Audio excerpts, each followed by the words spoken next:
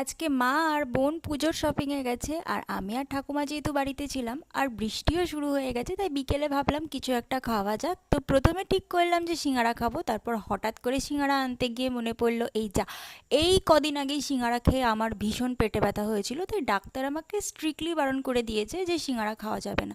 তো তাতে কি হয়েছে, আমি নিজের জন্য একটা পিৎজা অর্ডার করে নিয়েছি। আর আমি যেহেতু একটু রাগী মানুষ, বারবার ওদের নামে কমপ্লেন করাতে ওরা কিন্তু আজকে আমাকে ভয়ের চোটে অনেকগুলো এক্সট্রা অরিগেনো আর চিলি ফ্লেক্স পাঠিয়েছিল।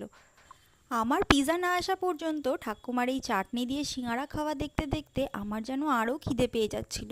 আর যেই আমি পিৎজার বক্সটা হাতে পেয়েছি, এক ছুট্টে আমি ওপরে চলে এসেছি। আর এক কামড় দেওয়ার পর মনে হলো, ও বাবা, আত্মাটা যেন আমার শান্তি পেল।